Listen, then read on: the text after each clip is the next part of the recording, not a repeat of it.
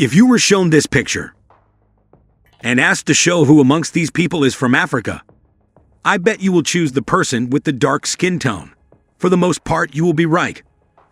But the truth is, in some instances, you might be totally wrong, because not everyone with white skin tones are from the West. For example, this is the national team of Morocco. This is the Parliament of Algeria. And this is an image of a local market in Tunisia. Moving down south, this is the national team of Nigeria. This is the Parliament of Kenya. And this is a local market in Cameroon. Did you notice anything? Well, if you didn't, the first three countries mentioned at the beginning are located in the northern part of Africa and are all made up of people with white skin tones, while the last three countries mentioned are found south of the Sahara. Africa is generally considered a dark continent, not just because of its underdevelopment, but also because the continent is generally known to have people with darker skin tones. 5 countries make up the Maghreb: Morocco, Tunisia, Algeria, Mauritania, Libya, and Western Sahara, which is yet to have full sovereignty. These countries have a predominantly white population. The big question is why? Why does these countries in Africa have a white population? Considering the fact that the continent is said to be the mother of the black race. To better answer this question, it is important to go back memory lane and trace its origin. But before we do, please take a few moments and subscribe to our channel. Don't forget to turn on the notifications so you don't miss any of our videos. Pre-colonial North Africa. The western portion of North Africa and the Arab world is referred to as the Maghreb. This region is also known as Northwest Africa or the Arab Maghreb. Algeria, Libya, Mauritania, Morocco, and Tunisia are the countries that make up the Maghreb area. Algeria and Mauritania are sometimes regarded to be sections of West Africa. Additionally included in the Maghreb are the contested regions of Western Sahara and the towns of Ceuta and Melilla, all of which Spain administers. As of the year 2018, the population of the area was more than 100 million. To begin, the Maghreb is not comprised of every one of the nations that are located in Northern Africa. The Maghreb is the only region in Northern Africa with a significantly larger white population than the rest. There is also the Sahara and Sahel, to which the Arabs also gave their names. In contrast to the countries in sub-Saharan Africa, the nations of North Africa have a distinct ethnic, cultural, and linguistic identity that is more in line with that of the Middle East or West Asia. This identity cannot be found in any other part of Africa. Before the French colonization of the Maghreb or Northwest Africa, the region had been populated by beavers and some Phoenicians from the beginning of recorded history about 600 AD. The French colonization of the region began in the 16th century. The word Maghreb was used to refer to the Western Mediterranean area of coastal North Africa in general, Algeria, Morocco, and Tunisia in particular, as recently as the late 19th century. The area was brought together as a single autonomous political entity, while the Berber Kingdom of Numidia played a part in it. Everyone who belonged to the indigenous population had a dark skin tone. It wasn't until the 7th and 8th centuries that the Maghreb was conquered, and the Arabs imposed on the native people the religion of Islam and Arabic, the language of the Quran, thus absorbing the Maghreb into Muslim civilization. The natives of the Maghreb had previously resisted successive invasions by the Punics, Romans, and Christians. Despite this cultural assimilation, most North African cultures have maintained their cultural identities. Throughout the years, the people who live in the Maghreb have belonged to both the Berber and the Arab ethnic and linguistic groups. The Berbers, who have a dark complexion, are derived from the people who first settled in the area and may be able to trace their genealogy back to the Paleolithic period. Other peoples, like the Phoenicians, Arabs, and French, have also settled in this region at various times throughout history. Most people in the Maghreb speak Arabic in some form, although around 1/6 of the population still uses one of the Berber languages. The majority of Berber speakers may be found in Algeria and Morocco. Invasion of the Maghreb by the Romans and Arabs.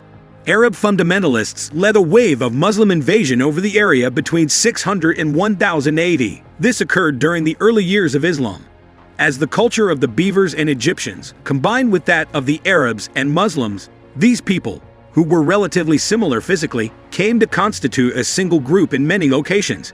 Since then, the cultural landscape of North Africa has been characterized by the process of Arabization and Islamization respectively.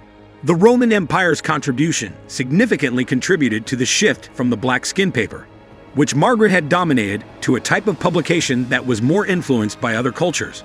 When Germanic barbarians entered the area, and the Byzantine Empire ended the short equality re-establishment of Roman Rome, things started going differently.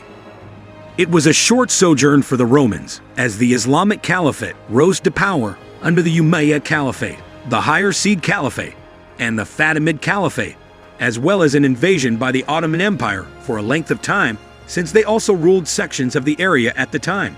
As a direct consequence of this invasion, most of the native population was compelled to relocate further south and establish new settlements. In contrast, others were kidnapped, sold into slavery, and relocated to different parts of the world. A small number of people chose to remain in their original location. There was a mixing of social norms, cultural practices, and religious beliefs due to the Roman and Arab invasions, each of which brought its civilizations with them. The Romans introduced a version of Christianity known as Roman Catholicism, while the Arabs who came from Asia introduced a religion known as Islamism. Some of the remaining Berber population still adheres to their ancestors' traditional practices and rituals. European influence on the modern era of the Maghreb region. Following the end of the 19th century, parts of the Maghreb were colonized first by France, then by Spain, and finally by Italy. European explorers were drawn to the region for its origins by the stories of ancient or Arab geographers writing during the classical era. These geographers were searching for huge empty spaces inhabited by nomadic tribes. They recorded the names of the resting sites they found or rediscovered, described the landscapes they passed through, measured the temperature and humidity of few locations, and collected rock samples. A map's white population started to take shape little by bit as time passed. There are now around 2.5 million immigrants from the Maghreb living in France, most likely from Algeria and Morocco. In addition, there were 3 million French citizens of Maghrebi descent as of 1999. Maghrebi citizenship is having at least one grandmother born in Algeria, Morocco, or Tunisia. An estimate from 2003 suggested that 6 million people living in France were of Maghrebi ethnicity. Peoples of better ancestral origin Berbers or autochthonous to Algeria 80%, Libya higher than 60%, and Morocco 80% make up most of Maghreb's population, and Tunisia at a rate higher than 88%. The area is home to people of French, Arab, West African, and Sephardic Jewish descent, among other racial and ethnic groups. Because of this mixture, most of the Maghrebi population comes off as white, with just a small number of black people. In addition, a variety of additional influences may be seen anywhere over the Maghreb.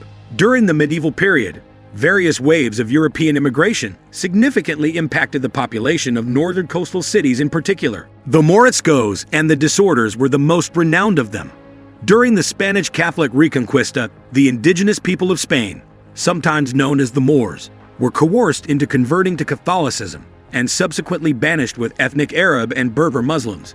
They were considered to be heretics. The French, the Italians, and the English all had crew members and passengers that were taken hostage by the corsairs. These were other European contributions. In some instances, they were reunified with their family after paying a ransom. In contrast, in other instances, they were sold into slavery or integrated into the local culture and eventually adopted. Influence of the Trans-Saharan slave trade. During the centuries of Trans-Saharan slave trade, people from sub-Saharan Africa were gradually incorporated into the population. From the Sahel area, both traders and enslaved people traveled to the Maghreb region. Small black villages, often referred to as Haratin, were found on the southern border of the Maghreb and the edge of the Sahara. They seem to be derived from black people that inhabited the Sahara during its most recent rainy era, and then moved north when the Sahara began to transition into a desert environment. As a result, the indigenous people of that area relocated farther south out of fear of Roman annexation and subsequent enslavement. As a consequence of the Trans-Saharan slave trade, many people from the sub-Saharan lands of Africa went into the continent's northern regions. In Algeria, particularly a sizable European minority that came to be known as the Pinots settled in the territory when French colonial authorities governed it. They began establishing companies and farms in the latter half of the 19th century. However, most of these people returned to Algeria during and after the War of Independence. As of 2010, 1% of the world's total population, call the Maghreb region home. Influence of foreign languages and cultures. People who live in the Maghreb and the Sahara areas virtually always adhere to Islam, speak a variety of Berber languages in addition to Arabic, and speak numerous different dialects. The Arabs and other European powers brought with them their cultures, languages, and political systems, all of which impact the Maghreb region today. Arabic and Berber are examples of languages belonging to the Afro-Asiatic branch of the family of languages known as the Indo-European languages. The Berber languages spoken in the Tuareg region are distinctively more conservative than those spoken in the coastal towns. Berbers have been shaped by their interactions with people from many other civilizations throughout their history, including the Greeks, Phoenicians, Egyptians, Romans, Vandals, Arabs, Europeans, and finally, Africans. As a result, the civilizations of the Maghreb and the Sahara region were a fusion of native Berber, Arabs, and components from nearby sections of Africa and farther beyond. As a result, this has been one of the primary factors that led to the Maghreb region of Northwest Africa having a mostly white population. A considerable number of additional foreigners each year establish permanent settlements in the area. Conclusion: in the modern era, we find predominantly white people in the Maghreb region, resulting from diverse European powers' conquest successes. Additionally, the Arabs and these individuals spread across the various nations in the Maghreb have intermarried with the ancient Berber communities. As a result, they have finally become the same people. When seen from space, Africa appears as a single massive continent. There is a widespread belief among certain Africans that the continent is divided into two distinct parts: Sub-Saharan Africa and the rest of the continent. Beyond the Sahara, language, culture, and even skin color are barriers to communication for some. North Africa is home to a large Arab population and has seen considerable economic growth. Many locals have stronger ties to the Middle East than to the rest of Africa. Hundreds of individuals go to the north from the south every year in quest of better opportunities, but they are sometimes greeted with hatred. Some in Sub-Saharan African, however, stake a stronger claim to the African identity than their northern counterparts. However, in 2002, the African Union was established, a major step forward in advancing shared action throughout the continent. Southern Africa is not immune to the problems plaguing the rest of the continent. For example, the HIV and AIDS epidemic has also spread north to Egypt and Libya. Thanks for watching this video. Share your thoughts about the dominance of white skin in the northern part of Africa in the comments section, and we'll pin the most interesting ones. Remember to subscribe to our channel. Give this video a like and share with your friends.